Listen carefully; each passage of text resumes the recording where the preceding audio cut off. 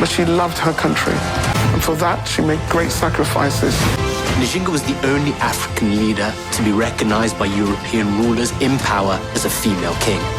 I think of her as probably one of the greatest women warriors and women leaders this world has ever seen. All hail Queen Njinga! Njinga! Njinga! Njinga! Njinga!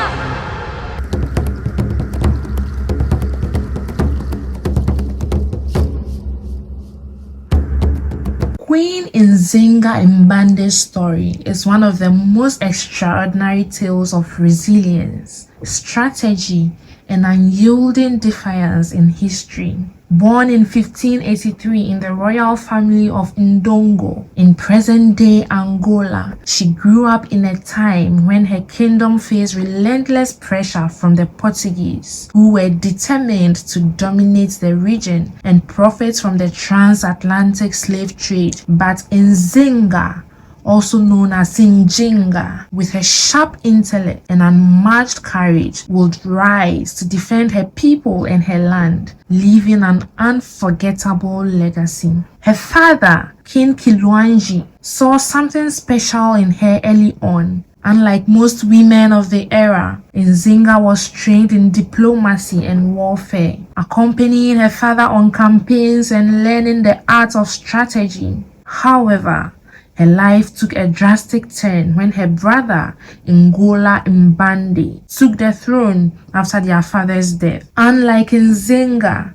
Njinga was a weak and unstable leader, ill-prepared to deal with the growing threat of Portuguese expansion. By 1622, with Ndongo under relentless attack and its people enslaved in droves, Njinga turned to his sister for help. He sent Nzinga to negotiate a peace deal with the Portuguese governor in Luanda. This meeting would become one of the most legendary moments in her story. When Nzinga entered the governor's chamber, she found that no seats had been provided for her. The governor had deliberately set traps to humiliate her, hoping to make her appear submissive. But Nzinga was not one to be intimidated. With a glance, she commanded one of her attendants to kneel on the floor, forming a human seat. She lowered herself onto the attendant's back, matching the governor's gaze with an unbroken defiant stare.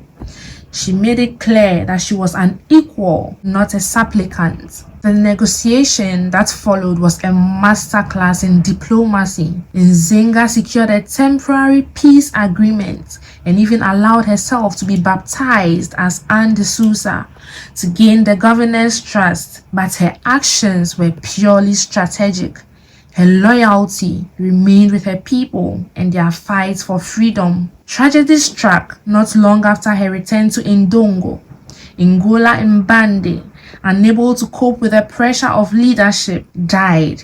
Some say by his own hand. With no other strong candidate to lead, Nzinga claimed the throne. She declared herself Ngola, the title of Ndongo's sovereign ruler, and immediately set about consolidating her power. Challenges to her authority were swiftly and decisively dealt with, earning her a reputation as a fearless and uncompromising leader. Nzinga faced the enemy on all fronts. The Portuguese continued their aggression, allied with ruthless Mbangala warriors who plundered Ndongo and enslaved its people. In response, Nzinga employed brilliant military tactics. She reorganized her army, relying on guerrilla warfare to outsmart the larger and better armed Portuguese forces. She also forged alliances with neighboring kingdoms, bringing together a coalition to resist the colonizers. When Ndongo became too dangerous to defend, Nzinga led her people to the neighboring kingdom of Matamba. There, she established a new stronghold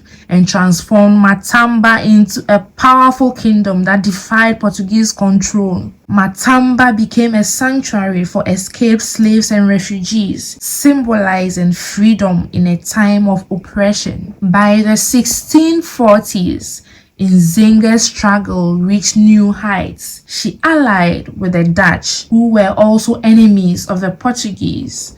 With Dutch support, Nzinga launched a series of campaigns that dealt severe blows to Portuguese forces. Her most notable victory came at the Battle of Combi in 1647, where her coalition of forces crushed the Portuguese and forced them to retreat. However, the alliance with the Dutch was short-lived. By 1648, the Portuguese had regrouped and driven the Dutch out of Angola, leaving Nzinga to face her old enemy alone once more. But she did not falter.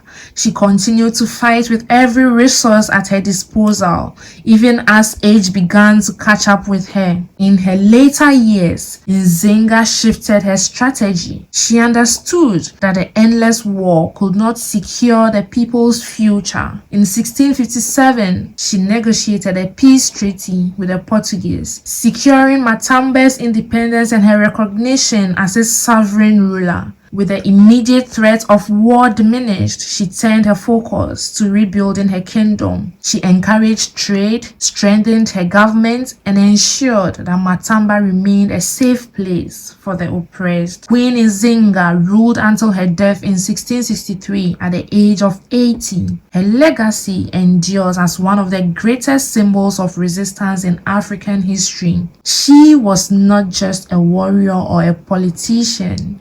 She was a leader who fought for the freedom and dignity of her people against all odds. Her name still resonates through the ages, a proof of the power of courage, intelligence, and unyielding determination. Nzinga's story is more than a chapter in history.